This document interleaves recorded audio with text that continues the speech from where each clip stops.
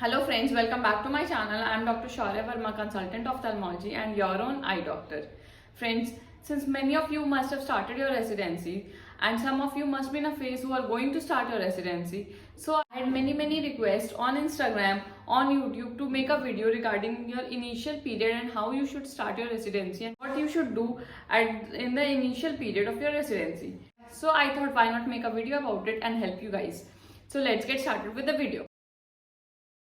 So guys, before starting with the actual video, I would like to tell you that sometimes residency could be overwhelming. You might face with different difficulties at different times which nobody could have thought before coming to this phase of your life.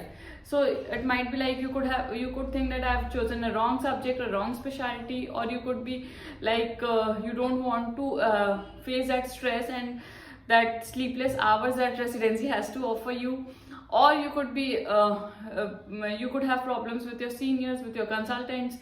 So guys, I would like to tell you that residency is going to be the best phase of your life.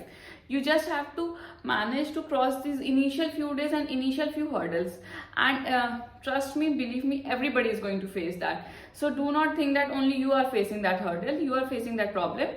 It is something that comes along with residency. It is not something that you have, that only you are facing.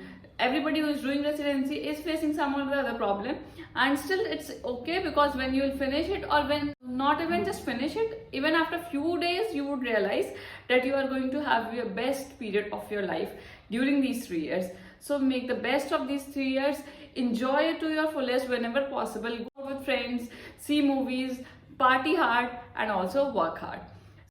So in this video I'll be mainly telling you about what I could have done differently, or what you could do to make the best use of your residency and come up and come out of your residency as the best version of yourself. Without much ado, let's jump to the first point. So guys, first thing during your residency is that you have to be very inquisitive, because after MBBS we do not know much of that subject. We have a better knowledge or a better idea of medicine, surgery, or maybe obs, gynae, pediatrics, but other subjects like opthal, ENT, dermatology, radiology, anesthesia, we are not much exposed during our MBBS times or during our internship times. So this subject could come up to you as a totally new subject. So be very inquisitive about your subject. Even if you're doing residency in medicine, even if you have read a whole book, whole Harrison, whole Davidson, then also the practical knowledge which residency will offer you, you haven't had it before. So realize this, that residency is offering you something which you did not have before it, during your internship or during your maybe non-PGGR time, and you will not have the opportunity to learn like this after this time. So guys, this is the time. This is the time you have to be very inquisitive of all the procedures you are doing, of all the clinical history you are taking, of all the patients, even if they are in your unit or in your friend's unit or in some other unit. All patients are your patients in medical college, and so you have to be very inquisitive and learn from those patients. That is the first point. Learn from your patients, be inquisitive about it. Second thing for your residency is just know why you are doing certain procedures. See, what happens in residency, that we have lots of patients and very long working hours, so many a times we work from our spinal level and we are not very careful about what we are working or mindful of what we are doing. So what I am trying to say is be mindful. Like whenever you are asked to do something, maybe take a clinical history, maybe do a procedure, do anything, maybe order some investigations for the patient, what you have to do is you should know why you are doing it. Guys, you are not doing it just because your senior or your consultant have asked you to do it. Even if you are sending even a small thing like sending a reference to some other department, so you should be aware of why you are doing that, why you are sending this reference to other department, what that department person can tell you which would help you to cure your patient better or to treat your patient better. So you have to be mindful and everything. These are the learnings which would last. Like you would, whenever you will come out of your medical college and when you will practice on your own, you will know that this patient requires this reference, or this patient requires to be sent to this doctor, or this patient requires this investigation, and why that patient requires it. Not because your senior is telling you or your consultant is telling you. There has to be a reason behind it, and you should know the reason. Either you can ask your seniors or teachers, or you can go and read it in your book. That is up to you, but you have to know the reason and do everything mindfully, not just because someone has asked you to do. Third thing, and a very important, I think the most important point in this video is this third point.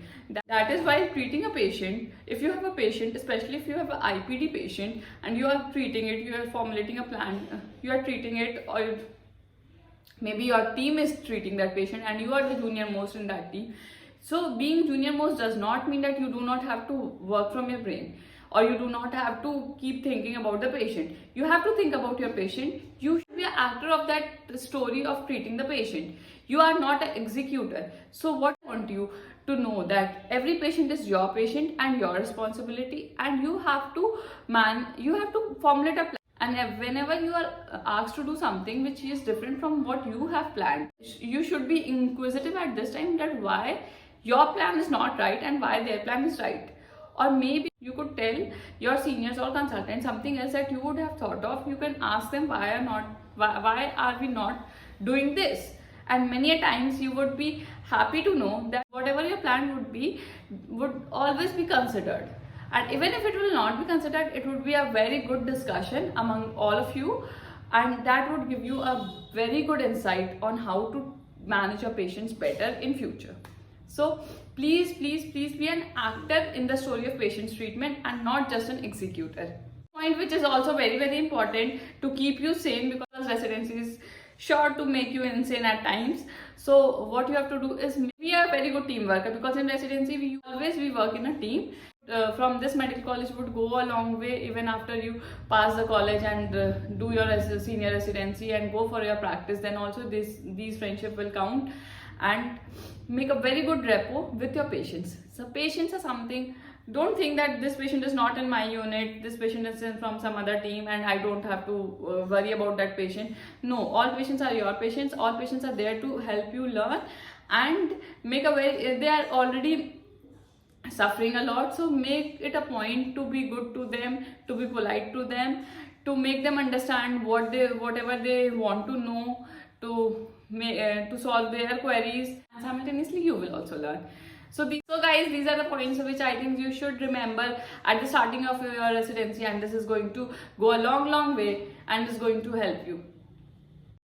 I hope this video was helpful to you. I'll be making more such videos, so please subscribe to my channel and stay tuned.